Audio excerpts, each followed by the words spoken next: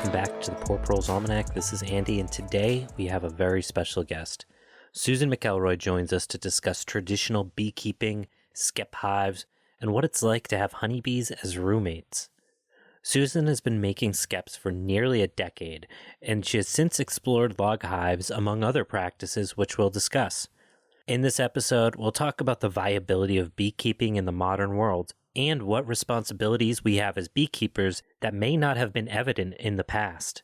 Susan's also the author of a number of New York Times bestsellers, all of which you can find online if you'd like to read some of her work, including Animals as Teachers and Healers, Heart in the Wild, All My Relations, Why Buffalo Dance, Courting the Wild, and Animals as Guides for the Soul. Check out her books, and I hope you will all find this interview as insightful as I did.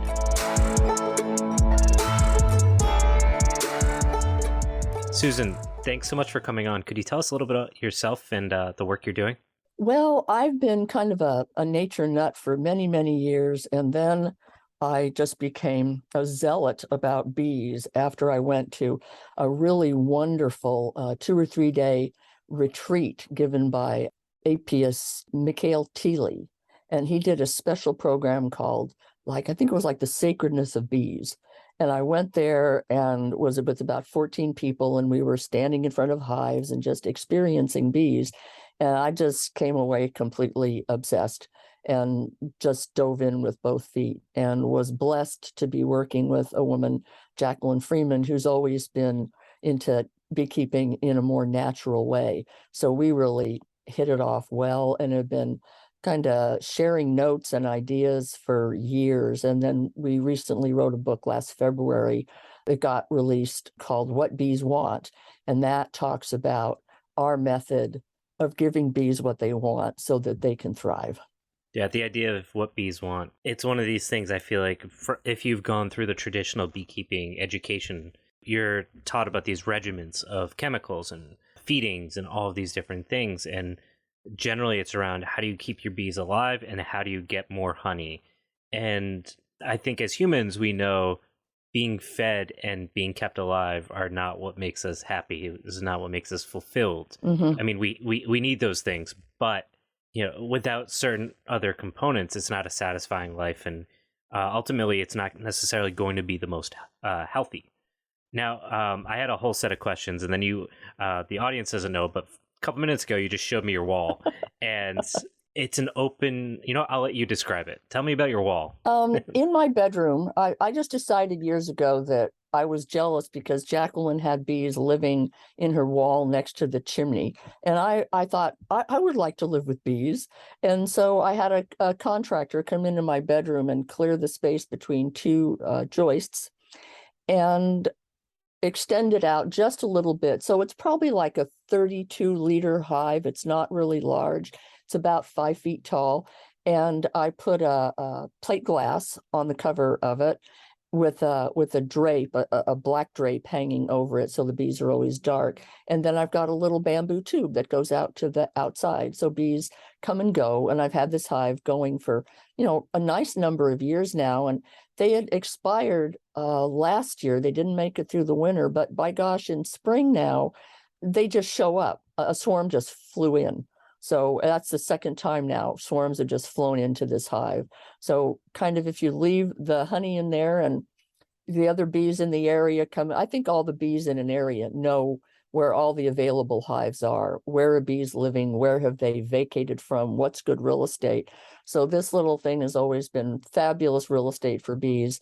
And I've been able to watch them. I watch them at night in a dark room with a red light, so I don't disturb them in any way. So when I look at bees, I don't see them running for cover or trying to hide or get out of the light or protect themselves. I watch them just doing what bees do. One of the things I learned about them is they like to rest a lot. And when the bees are tired, they'll wander into all the little empty cells, pack themselves in there upside down and snooze for like a half hour or 40 minutes. And then they'll come back out and start working again. That's amazing. And I learned that the queen bees, when queen bees, a lot of them hatch out, when the virgin queens hatch out inside this hive, I usually hear between 6 and 8 of them. I can just hear them tooting all the way across the room. And I realized that the queens they don't argue with each other or have fights. The bees in the hive select the queens that they want. And it's the bees that will chase out and kill the queens that they don't want. So it's not about, oh, this tooting sound is actually a queen challenge song to the other queens that are still in the cells. And it's like, no, it doesn't really work like that. The bees determine who will be queen. And so I've got to watch a lot of fascinating behaviors that you just don't read about at all. Yeah, so it's much more democratic than we're, I guess, traditionally led to believe. It's much more democratic, and it's also kind of a lot more brutal. I mean, they really do throw the drones out. Those queens, when they run for their lives and they cry. I mean, it's like, holy cow. But what they end up with is a beautiful functioning unit for all of that. So there's this kind of difficultness and challenge in their lives and what looks like sad and horrifying actions, but it serves a pretty darn perfect whole. Yeah.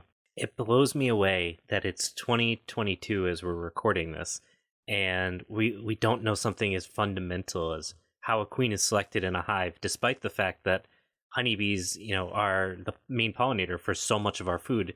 We don't know something that's so topical, and you would think rudimentary and basic around how these beehives operate.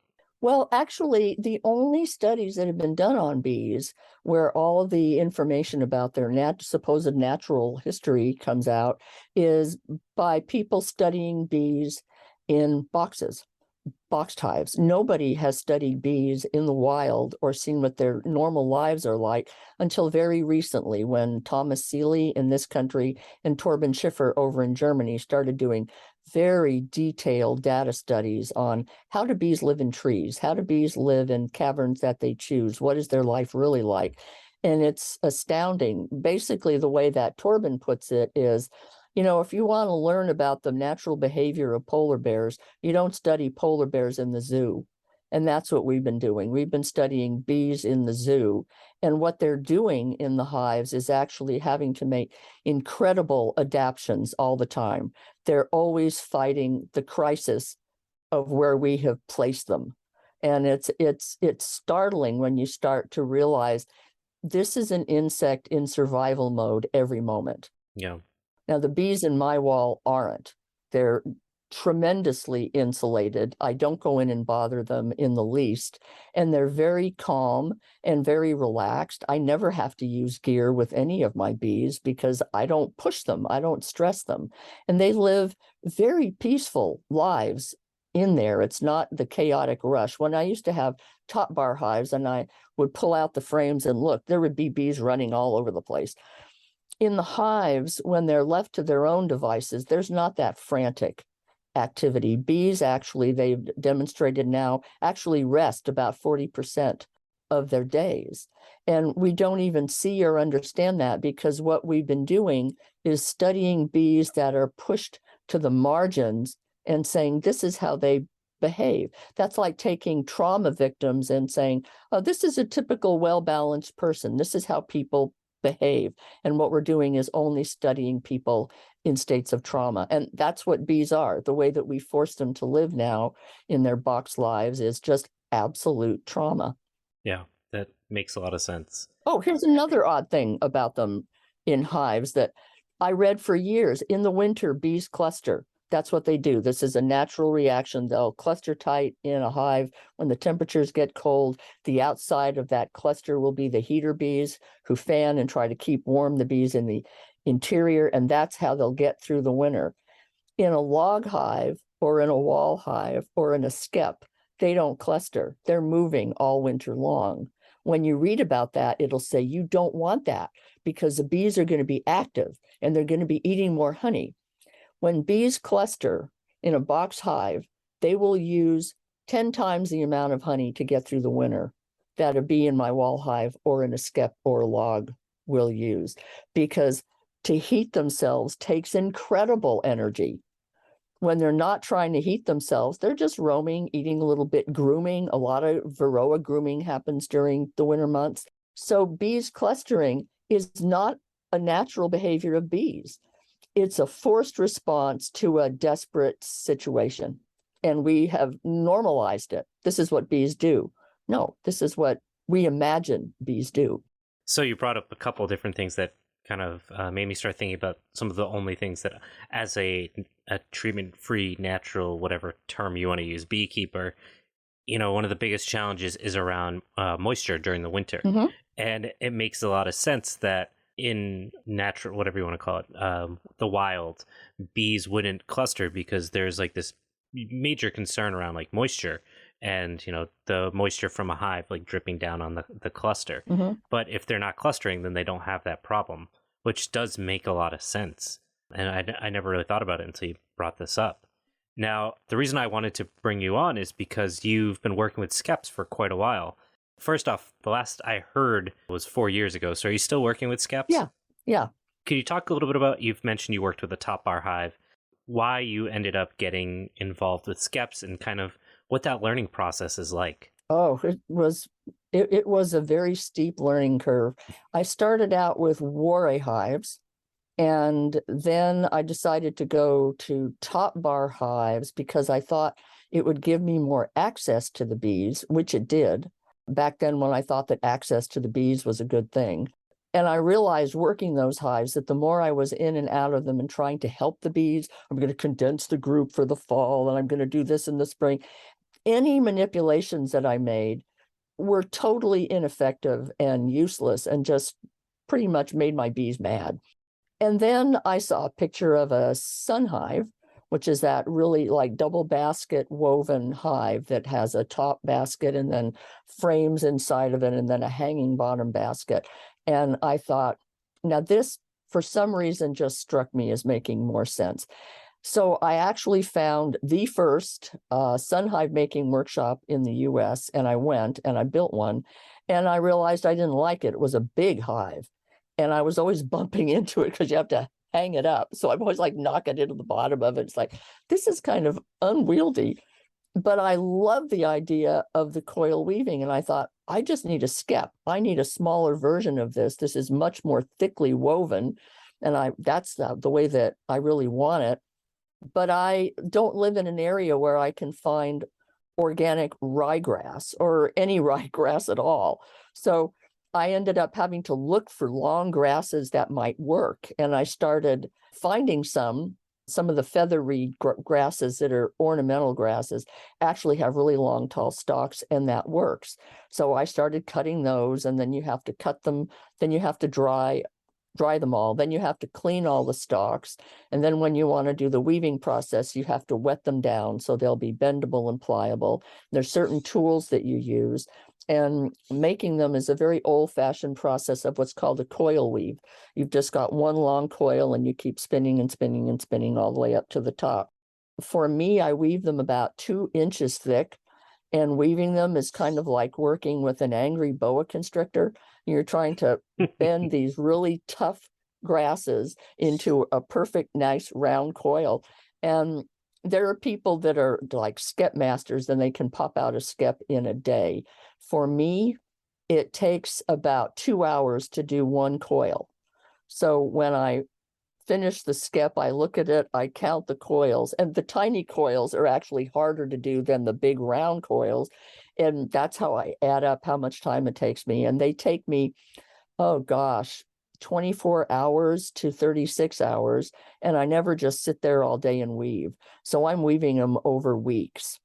So there's a real labor of love involved with them. And then once they're done, well, obviously they can never set out in the weather. So you have to clone them.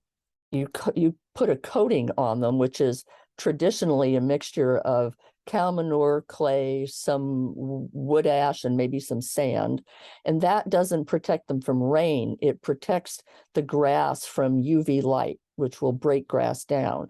So if you have one of these cloned and under cover, the skep can last for 100, 150 years. And if it gets damaged, you can reweave parts of it and fix it. So these are really heirloom hives.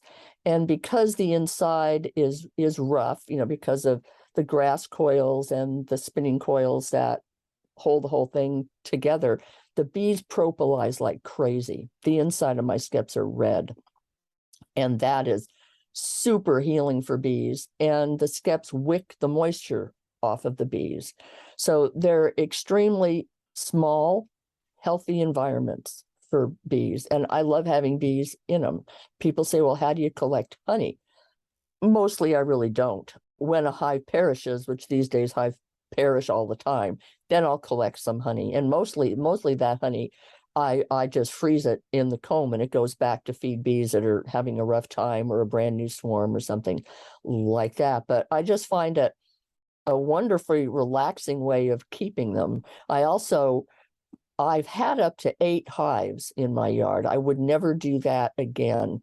I'll keep 2 or 3 now, because when people talk about how difficult it is that honeybees are actually stripping the environment of all of the nectar out there, they're not kidding. And I've seen the data on that now that Torben Schiffer has collected in Germany, and it's humbling and it's humiliating when you bring 10, 20, 40, 50, 80, 500 hives into a neighborhood. You have just environmentally trashed your entire neighborhood to get the honey that you want. And you put every other animal there at risk. When you put all the insects at risk because there's no more food for them, the honeybees have stripped it all out, then the birds go. And once the birds go, all the animals that would normally feed on birds go. All the animals that would normally feed on insects, like the smaller critters in your yard, like possums or anything like that, they just go. There's no place for them. By bringing in a mass of honeybees in poorly insulated, inappropriate homes, you have just become a destroyer of your entire 2-mile radius area where your bees hunt. So I've just become much more radical in my approach to keeping bees. I don't call myself a beekeeper. I think beekeeping as an industry has come pretty darn close to wrecking the natural environment for a product that is not even a necessary product. Honey is a luxury. And so for this luxury, we've stripped our environment of how much of a percentage of insects and birds and everything else so that we can sell our honey. So I just keep a few hives in my yard, and I have a massive pollinator garden where I have all kinds of, I take coffee cans and I stuff them full of bamboo pieces, about 8 or 9 inches long. I've got hundreds of them up in my pollinator hotel. And man, come spring, what do I have living up there now? I have, a gazillion mason bees. I have leafcutter bees. I have grass carrying wasps, mud daubers who move in and live right next to the bees. And who else do I have in there now? I never kind of know. Some of them are packed full of little stones, and I'm thinking, well, what bees are these? But boy, do they use it. And that whole pollinator hotel buzzes all summer long. So I know that I've got an environment that will host the native bees as well as my few little colonies of honeybees. Yeah, and I think you brought up this really good point about if we're going to keep bees, the responsibility we have to not just do it ethically in terms of scale, but also in trying to, with a laying straw hive, like you said, they're burning all of this energy. So they've scraped all of this pollen from an ecosystem, and then they're wasting it to stay warm because we're not giving the right. Yeah. So it's not even like they're converting it into honey and you're like, well, this is the most efficient way for bees to produce honey. They're taking this pollen, but they're putting it to something really useful. They're not. They're doing it to just try to survive. They're trying and even to keep warm. Yeah. Yeah. For most people, I think it's a failure rate right now around like 55%. I mean, it's not working. You would think that we would figure that out. I mean, the whole industry is collapsing, but man, they are hanging on to the hives, to the numbers of hives, to the chemicals being dumped on bees. And it's like, you don't understand. We don't have a capacity to really understand an insect. We just can't. All we can do is the best that we can do. And the best we can do is figure out how they live naturally and try to provide them with that. That's the that's the most stress-free, and that's what will give you the best results. But the other thing too now is because of bee breeding, Torben says it's not just having the perfect hive now. You can have the perfect environment for the bees, but the bees themselves can be so marginalized, they don't know how to behave. And he said, he's putting up all these logs and things for them, and he's finding some, know how to work it and work it down. And bees that have lived in boxes and on frames don't even know how to construct comb from the top of the hive down. They'll start building from the top up. That means the bottom up. So that means the whole top of the hive ends up empty for a length of time.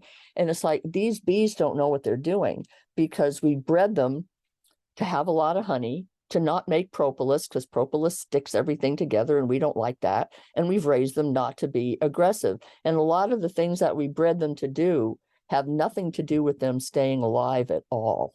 Yeah, it's the same thing. I also have some sheep as well, and I feed a lot of tree hay, like just leaves, leaf litter. You read or you talk to other people that have had livestock, and they'll say, "Oh, you can't feed black locust to your sheep; they'll die." And it's like, well, they won't if they consume just a little bit of it, because there's a lot of really great medicinal properties of the tannins and things like that are good for them and for keeping things like worms down. Right. But they've lost that knowledge because it's not being passed down generationally. It hasn't been allowed to be a tool for selective breeding, that the species that, or the specific animals that know not to eat too much of it and things like that.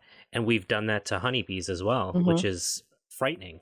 It's very frightening because the effect of honeybees on an environment is enormous. I think one of the first stories Torben told me about it that really got him to looking at it was there was a very large flower farmer in Berlin, and a honey beekeeper asked if he could put his hives on the property.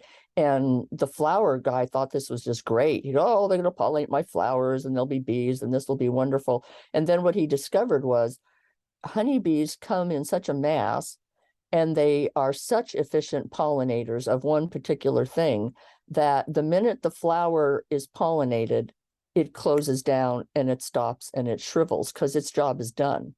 Well, when you have honeybees coming in, they will wipe out a whole field of a certain kind of flower really fast. So this guy was going, I'm used to these flowers surviving at least the amount of time for me to get them to the florists. And he said they're dying in the fields because the honeybees are so effective at what they do that the flowers go, okay, done. We're all gone. And he said, get these bees off of here. Get these bees off of here. And he tried to sue the guy for putting the bees on because what it cost him. And you also figure that all of the nectar that these bees are gathering, none of that is owned by the beekeeper. He sends his bees out and they'll rob your garden or rob anybody's garden, and then he'll get the honey and he makes money off of it. But it's like, this is not right. This is not right at all. So it's like this kind of usurious industry that depends on the goodwill of the environment and the accepting of a very ignorant population who just doesn't know about these things. And then you have the disaster that we have now. And then the whole bee industry is collapsing on itself. And they keep saying, it's Varroa, it's Varroa. That's baloney. That's just baloney that it's Varroa. It's these horrible practices of keeping bees that are destroying them. They're just destroying them. Hey, we're taking a quick break in the episode to remind you that we have free native seeds going out from our website, poorproles.com. From there, you can check out our supplemental reader for the podcast, which provides more depth and context, as well as thorough citations for the stuff we talk about on the show. If you want to support the Native Seed Project, the podcast, or the supplemental reader, you can do that through either Patreon or Substack, which you can reach through the website, poorproles.com. If you enjoy the show and are just looking for more audio content, check out Tomorrow Today, which just wrapped up season 1, or tune into the Gastropocene, which is a project of myself and Dr. Aisha Khan to discuss the way our diets have driven the Anthropocene. Further, we'll talk about what it looks like to use our diets for good. Now, back to the show. I think it points to the fact that when we talk about, like you were saying, you might be trying to plant a pollinator garden for native pollinators and these honeybees move in, that we do not understand this concept of like the commons, like Yes. in a very traditional sense, that if we are disconnected from this construct of nature, ecosystems, whatever, that if we don't have that relationship, we can't truly value it and understand the complexity of it and make conscious decisions about and fully understand the weight of the decisions we make. Where I live, beekeeping is not super common, but I can drive around and I can point out where the beekeepers are, Mm-hmm. and there'll be people with 12 hives because they want to make a couple extra $1,000 a year or whatever, Mm-hmm. and it's like you could do so many other things for that money Mm-hmm. without creating the density of having that kind of hive, that many bees in one location, and without understanding the weight of where your ecosystem is, what that landscape, if I live in a very, forest dense area that's primarily pine trees, there's not going to be as much forage as Right. someplace a prairie that might be able to carry that same honeybee load. Mm-hmm. Those are totally different ecosystems that are designed for supporting different species. Yeah. And that piece of the conversation is never really brought up or even truly understood, even in like a what someone might consider themselves a conscious beekeeper. That probably has never crossed their mind. Sadly, you are absolutely right. I mean, when bees are left to their own, they will set up their own densities, how many hives they feel an area can support. They won't overpopulate a spot at all. But when we moved in with dozens of hives or hundreds of hives, my gosh, people are not thinking about the ecological impact of this at all. And I know here on the West Coast, we have the Xerces Society, which is all about invertebrates, and they've always been really against honeybees. And when I called myself a beekeeper, I thought, well, why would they do that? Because I didn't know. And then I started learning about it, and researchers started publishing information about it. And it was like, people say to me, "Oh, thank you for saving the bees." And it's like, are you kidding? Beekeepers are destroying the bees, and they're destroying the rest of the environment along with it. No, I'm not going to claim that anymore at all. This idea that if you have them and you keep them, then you love them, then you must be doing something good. It's a nice fantasy, but it's got nothing to do with science of how it's actually lived out on the ground. And I don't think that beekeepers are looking at the major issues of what their industry is doing by breeding really deficient bees who really can't make it year to year, by breeding bees who don't even know how to make their own queens anymore or how to select their own queens. But, you put a new one in every year. What do the bees know? By suppressing swarming, which is like the most natural behavior of bees and how they repopulate the world. You teach them not to swarm, you make them not swarm, you do splits of your hive, you don't allow them their entire reproductive rights. And then you keep them in these flimsy little boxes where they're spending all their time trying to heat and cool, heat and cool, heat and cool. That's where all their energy goes. And this is an effective system. The system that people used to have on their farms was a couple of skeps, because you could weave them yourself. And before skeps, people kept them in the walls of their houses. In lots of other countries and third world countries, the Mongols actually kept them in the what are those? The yurts? They Yep. actually would bring a hive into the yurt. They kept it in the yurt around a little curtain, and the bees came and went, and they lived with them there. So there's this very personal relationship. And in old homes, it was stone homes, and they had a little area in their homes that would have a little wooden door where you could open it, and that's where the hive would be. And if you needed honey, you snapped off a comb, and then you closed it. So the bees lived with you, and you had this wonderful relationship with them in a house. You're helping the bees keep warm, and the temperatures are very consistent. But we've gotten to this very industrial thing with bees, and then but migrating them, driving them around to different places. That's how Varroa got spread in this country in 1 year. We drove it from one end of the country to the next. And bees are creatures of place. Boy, they know their place. They know every nook and cranny and what's going to grow next year and where it's going to be. and we're driving them all over the place. So they're strangers in their environment. And there's this tremendous effort to go, okay, where are we? Where are we now? Where are the food sources? What do I do? And then they just get a system going there, and then they're moved to some other place. It's criminal. I think it's completely criminal. Once you put it into context of like trying to imagine yourself as the bee, you're like, oh yeah, this is absolutely insane. Yeah, it's wild. Now you've brought up this point about like being very, I don't want to say you're anti-beekeeping, but kind of anti-beekeeping. No, And don't say anti-beekeeping. Say I don't believe in beekeeping. I think beekeeping it's a TM. danger. We'll put it. I think it's a danger. So I'll But just come right out and say it. but you still keep bees. Yeah. So I'm like I want to kind of parse that out a little bit, and what your thoughts are on like ethical beekeeping, and if so, if there is such a thing as ethical beekeeping, which I think there is. A, what that looks like, and B, I guess how do you? Well, yeah, we'll start with what that looks like, and I guess why. Okay, for me, what it looks like is checking out my neighborhood, trying to figure out how many people are growing flowers and plants and everything else, how much forage is probably here.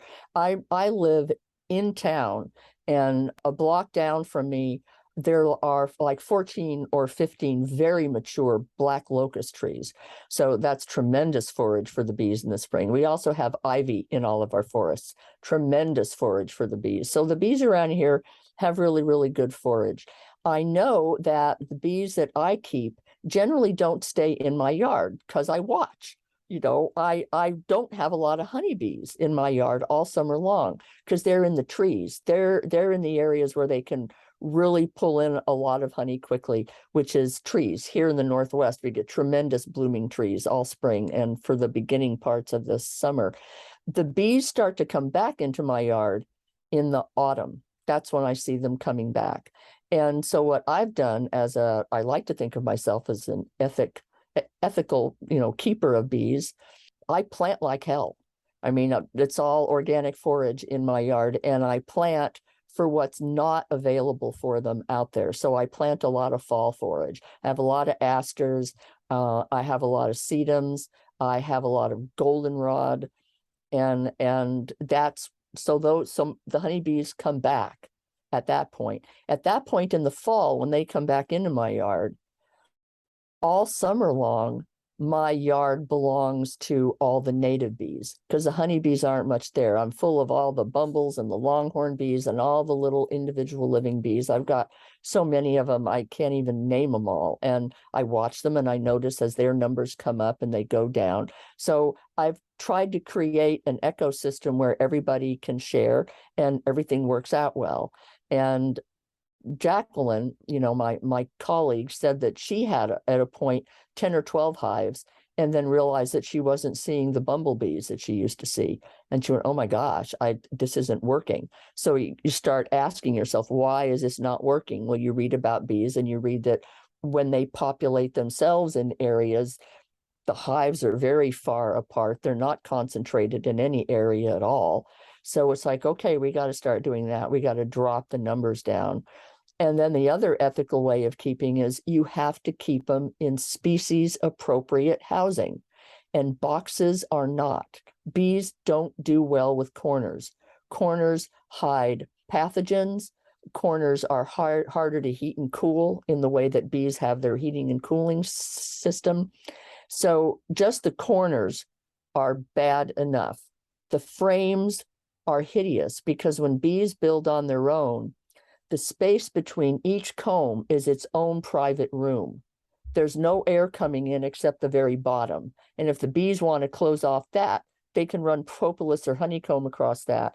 They actually have areas in the hive, I've been reading, that they consider quarantine areas where bees that aren't doing well will stay there. I mean, they each comb is its own room. But when you have frames that you lift out, and oh my gosh, you hate that burr comb and you knock it all off, that means that the bees can't heat and cool a few frames. They have to heat and cool the whole hive because there's no area in the hive that has doors. we've taken away the doors from our bees, and they can't function like that. Well, they do function, but they function at a very, very high cost to themselves and the environment. They function at 10 to 15 times the amount of honey nectar needed just to try to manage the temperature of the hive so they can raise babies and take care of their honey stores. So the boxes don't work. The flimsiness and the thinness of the boxes don't work. But we also have forgotten to understand about, like you were talking about, condensation. Condensation for bees is a really big deal, especially during the winter. They're all in there breathing. In a tree hive or in wood, which is where our bees have come from, we've got this apis who is not an African bee, who's actually been living over in England. That's where they all came from. So they've been used to living in tree cavities and wood. They have a very fascinating relationship with wood. When you make a box hive, that's not wood like that's in a log, because the way that you're cutting it, it depends on whether the moisture will wick in or whether it will run off. In a log, all the moisture gets sucked up into these wicking agents in the whole top of the tree. So you don't have condensation falling onto the bees. If you have condensation on the side of the hives, the bees propolize it and they channel it, and they channel that water into little pools that then becomes propolis drinking water for them. So they medicate themselves with their own water in an environment like that. They also live with 4,000 to 8,000 other species. Okay, so bees really do take a village. When you put them in that box, you wiped out every symbiont that's ever helped them. Like, I get this people saying to me, what do I do about wax moths? Leave them. They're a helper.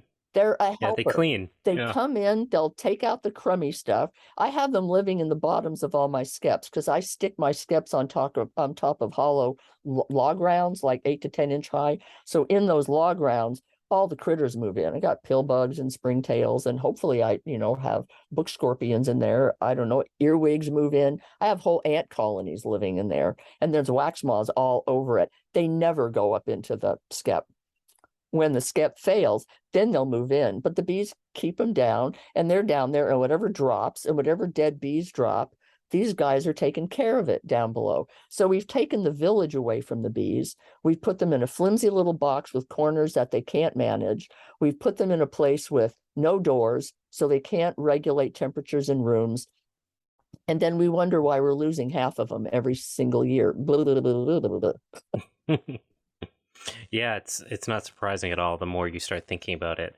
And what I've really been hoping with this mini-series is, while this podcast hasn't been about bees necessarily, I guess applying the same systems thinking that I think has become more prominent in some of the, I guess you could call like alternative agriculture, Mhm. and realizing like we need to be working with the ecosystems around us instead of trying to imprint these ideas of what we think sustainable, efficient agriculture looks like. Mhm. And I'm hoping with this series that people will listen and kind of jump over those, for me, what was 3.5 years of trying to do it the way that I was taught at beekeeping school. Yeah. And instead of wasting all that time and money and effort and killing all these bees, to start thinking about, okay, let's apply the systems thinking to beekeeping instead of a regimental like chemical treatment system, and the industrialization of, like you said, those Langstroth hives, and how those don't meet the needs of the bees themselves. And to think again, like you had said, this idea of the bigger ecosystem, what are the impacts of my decision to keep bees? And not that you shouldn't, but rather to understand the implications of what you're doing. Yes. And around that, like this idea of the skeps, I think is really cool. I love the idea of skeps. They're really intimidating, though. So I had somebody, like I said, I've been around the block now with bees, and I still am kind of intimidated by skeps. Partly because in some cases they're illegal in the U.S., and partly because I think there's just not a lot of resources about how to do it. So could you talk a little bit about that piece of it, the more logistical side of beekeeping with skeps? Yeah, it's kind of a hoot. I live in a small town, and in our community, we had bee codes that hadn't been looked at in 40 years. And I was running a small bee nonprofit then. And we took a look at this and went, these are horrible rules. Why don't we go to the city and say, hey, you need to update this? So I did. And they said, well, what should we do? And so we got to write the bee codes. So we said any appropriate, species appropriate housing is acceptable for them. So we made room for skeps or any kinds of alternative hives. The only reason that skeps aren't appreciated is because the industry, they're not easy to inspect. You can't just pull the frames out, boop, boop, boop, boop, boop, go down the line, see exactly what you're looking at. You really have to take your time.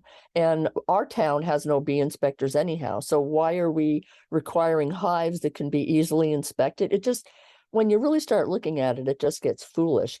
But I will have to say that I've actually gotten to the point that if I were to start over again right now, I wouldn't use the skeps. Logs are so much easier. They're so much easier to find. Sections of logs that are rotted out. Anybody who's cutting down a tree doesn't want those. You just hollow it out a little bit and put a big thick slab of wood on the top, and you have a perfect hive. And then when the bees expire and move on, you pull that slab off the top, you gather your honey, you put the slab back on, and you let other bees find it, because that's prime real estate. You don't even have to go out and buy bees. They'll move into those. And I would use logs. They're super thick, they're round, they're perfect. They allow all the symbionts for them. They're no big deal.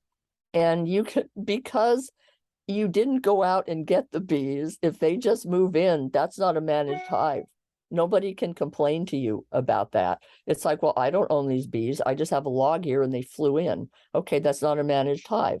I'm just leaving them be. And I have not heard any inspectors complain about that kind of thing. If they are, it's like, God, get a life. I mean, come on. These are that's such a insects. beautiful, that's such a beautiful concept, because it's like taking the American system of like, technically this is not breaking the law, and like subverting it and applying it in a way that is like very like anti, that's something we see. Like I do taxes for my paycheck every week, and people do, that's what they do with the tax code, is they find the way to technically not do the illegal thing, but get as close to it as possible. But you've completely subverted that, and that's just like a very beautiful like reaction to the system that has tried to stop these traditional methods. Yeah, and the traditional methods those are the ones that work.